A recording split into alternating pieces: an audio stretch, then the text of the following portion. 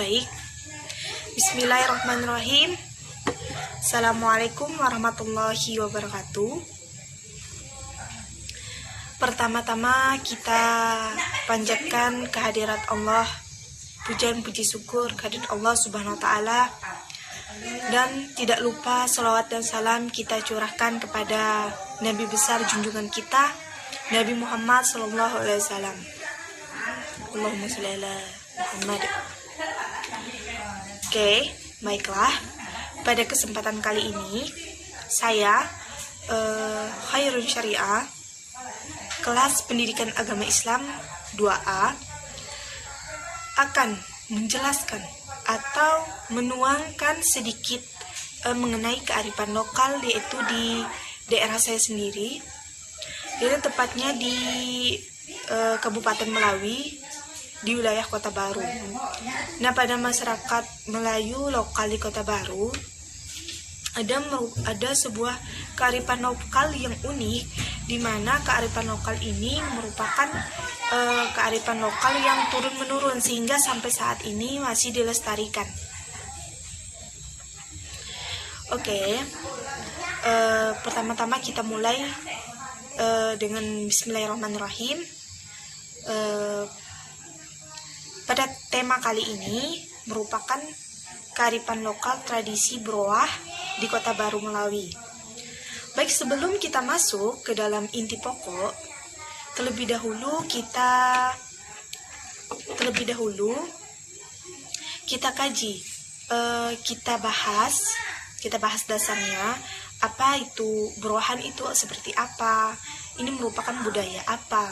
Nah, di mana broah ini merupakan salah satu budaya yang ada di Kota Baru, Tanah Pinoh, Kabupaten Melawi. Nah, warisan generasi terdahulu yang memiliki nilai-nilai kekayaan budaya. Broah merupakan salah satu bentuk budaya yang dianggap perlu terus dilaksanakan dan diwariskan. Broah ini wajib dilaksanakan, wajib dilestarikan oleh generasi-generasi berikutnya, supaya agar tidak punah dan tetap menjalankan kebudayaan dari nenek moyang. Nah, sebagaimana broah ini merupakan budaya yang biasa dilakukan masyarakat setempat untuk mengenang atau mendoakan almarhum atau arwah-arwah yang sudah meninggal. Nah, dengan pendapat ini banyak oknum tertentu, banyak pendapat yang dari luar mengartikan, banyak perdebatan di antara mereka ini.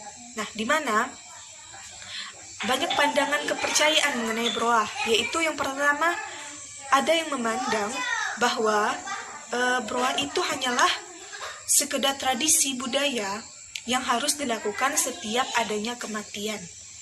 Nah, ada juga yang mempercayai bahwa broah itu merupakan kepercayaan sejak adanya nenek moyang yang harus dilakukan jika ada kematian.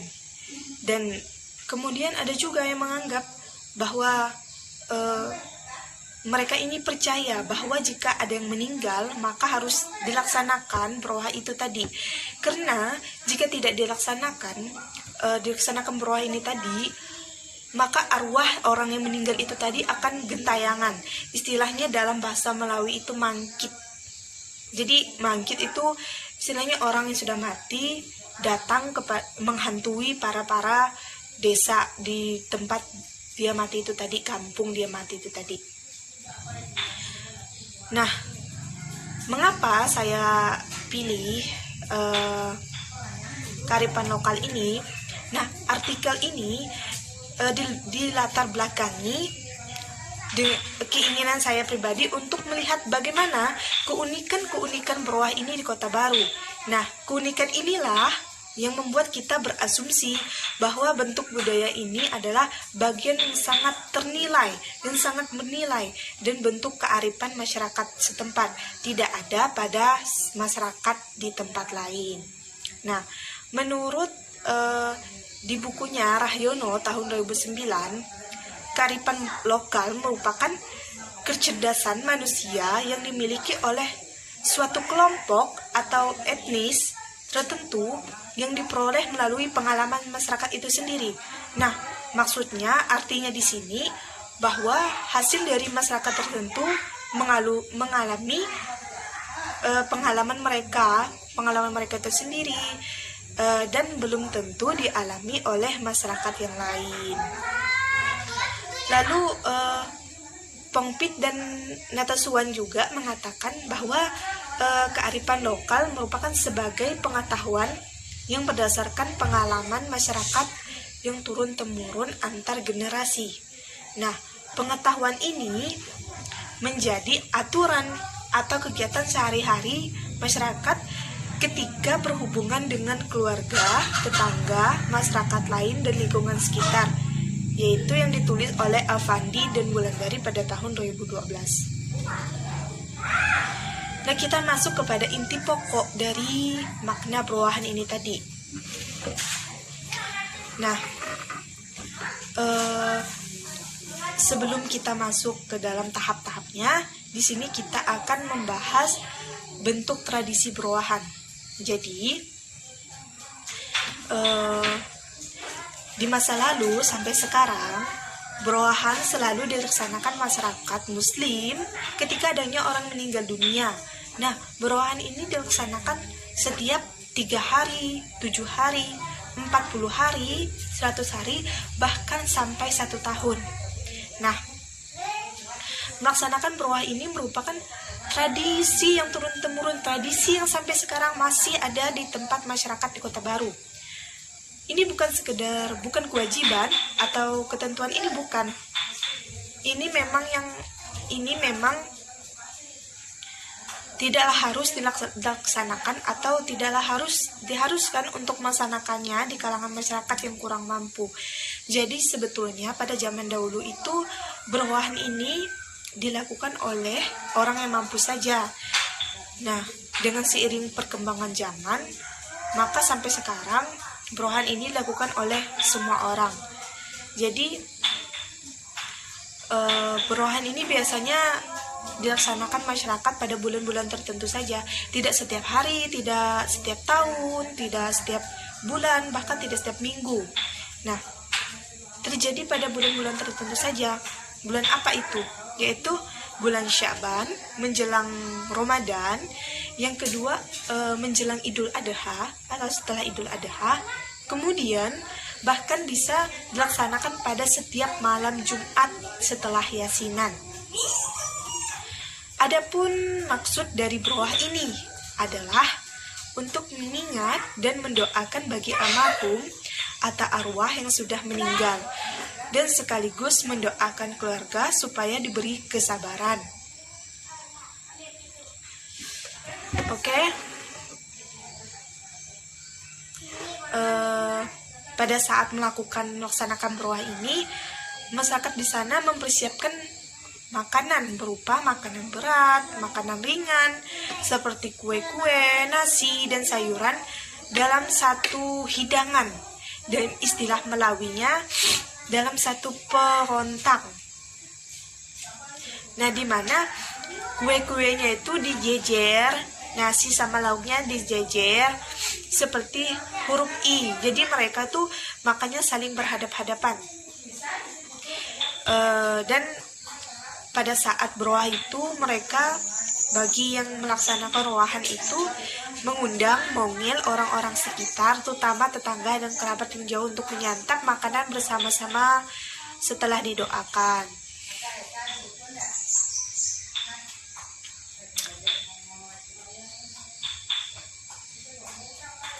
Nah, bentuk kegiatan dari kearifan lokal ini, berowah ini sebenarnya masih sangat banyak, tetapi karena dalam ruang waktu yang terbatas, hanya beberapa sebagian bentuk saja yang ditampilkan. Di bawah ini akan diceritakan atau digambarkan kearifan lokal yang ada terdapat pada tradisi berowah dari hari pertama, hari seterusnya, dan cara penyelenggaraannya.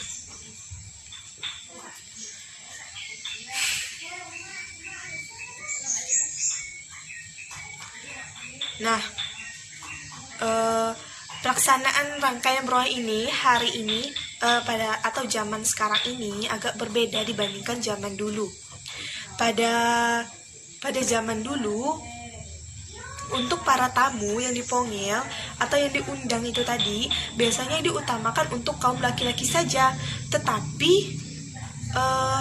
sekarang, pada zaman sekarang, yang dipongel atau yang diundang itu hanyalah yang dipongel itu semuanya, yaitu laki-laki dan perempuan. Biasanya pemongel atau orang yang mengundang semua kerabat, yaitu bobis atau mengundang seluruh yang ada di rumah itu tadi.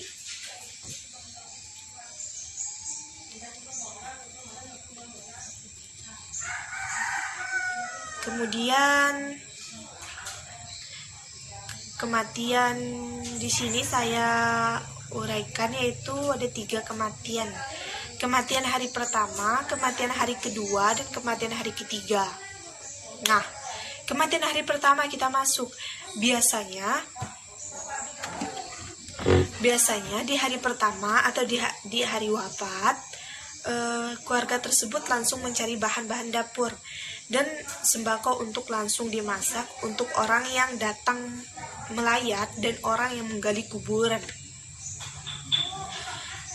Tuan rumah juga membuat kue khas kematian, yaitu di dalam ini membuat kue serabi, kue lintang natai, atau dengan istilahnya kue pucung.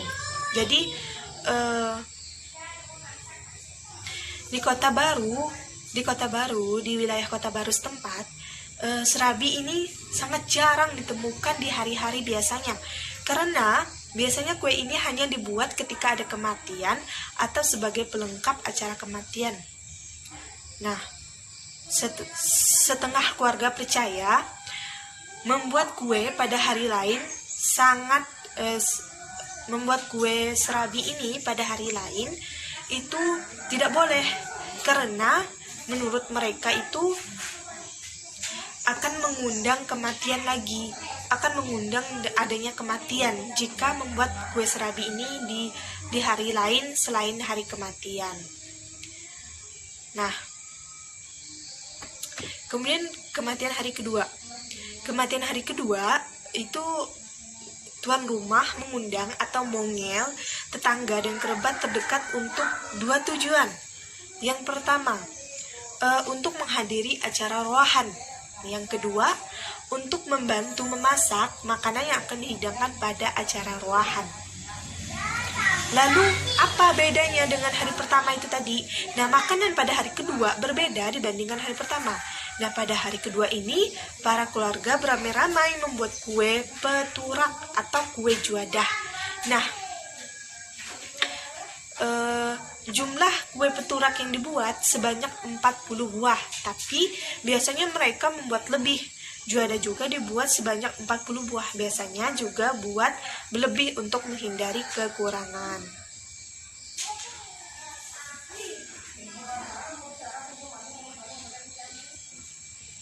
Kemudian kita masuk kepada kematian hari ketiga. Nah, pada hari ketiga sama persis dengan hari kedua, tuan rumah juga mongel atau mengundang tetangga dan sekitar dan kerabat terdekat. Namun, di antara hari pertama, hari kedua, hari ketiga ini tadi ada yang membedakannya, yaitu masakannya. Pada hari pertama, masakannya pada hari agak berbeda dengan hari kedua. Pada hari ketiga biasanya tuan rumah memasak makanan berat, yaitu nasi, lauk pauk, atau istilahnya berapi, makanan berapi nasi kayu.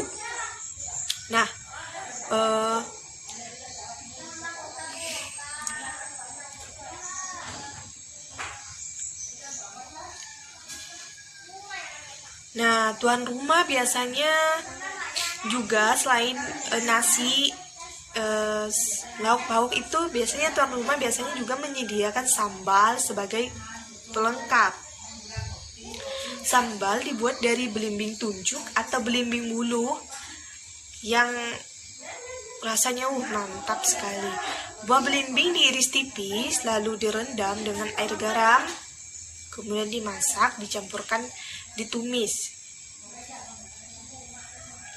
Nah, Langsung kita masuk kepada pelaksanaan berwah pada hari ke-7 dan hari ke-40.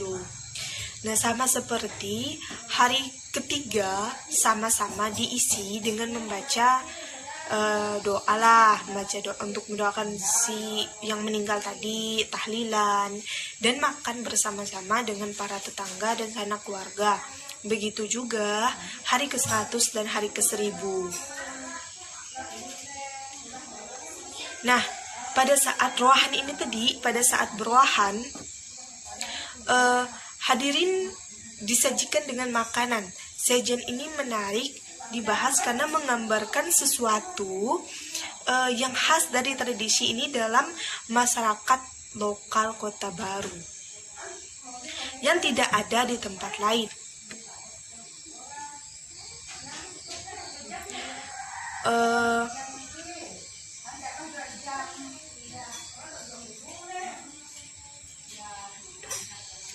Nah, seiring perubahan waktu atau perubahan waktu untuk hidangan makanannya itu, untuk perontangnya itu saya lihat kemarin, saya tanya, zaman sekarang sedikit berubah, yang mana makanannya dihidangkan di atas meja. Kan zaman dahulu makanannya hanya dijajarkan di lantai, dihidangkan di lantai dalam bentuk I, dan sekarang sudah dijajarkan di atas meja.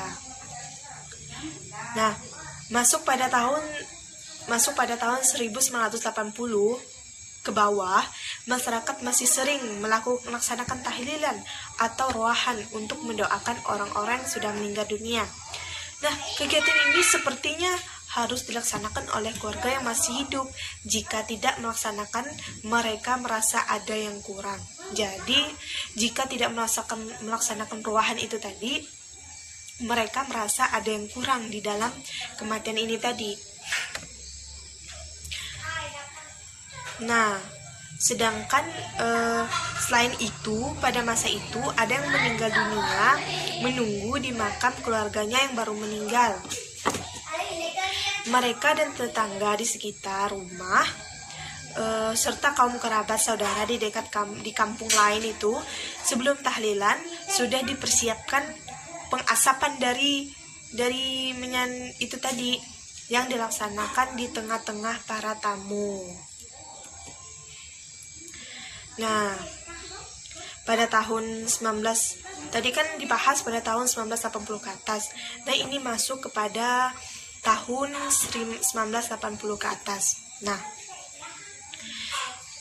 tradisi pada tahun 1980 ke atas, tradisi pengasapan ini mulai dihilangkan. Hingga sekarang tidak ada lagi tahlilan dengan disertai pengasapan, dan tidak ada makam yang ditunggu beberapa hari. Nah, tadi kan di dalam 1980 ke bawah kan itu terjadinya pengasapan, makamnya harus ditunggu 3 hari, adanya tahlilan pengasapan itu tadi. Nah, di 1980 ke atas itu kegiatan ini mulai dihilangkan. 2 hal dihilangkan karena dianggap sebagai sesuatu yang berlebihan dan memberatkan si orang yang masih hidup itu tadi. Jadi, kesimpulannya, berwah dalam masyarakat Kota Baru Kabupaten Melawi memperlihatkan keunikannya. Budaya ini adalah budaya warisan dan generasi sebelumnya yang mengundang atau berkaitan dengan unsur Islam.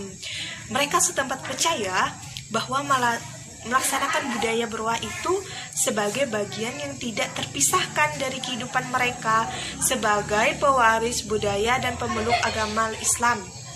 Budaya ini adalah warisan turun-temurun mereka yang harus dijaga karena ada manfaat dan kebaikan di balik penyelenggaraan tradisi ini tadi. Nah, berwah ini memiliki nilai religius, memiliki nilai Islam. Kegiatan ini bertujuan dengan mendekatkan diri dan mendapat ridho dari Allah dan mendoakan arwah yang sudah meninggal.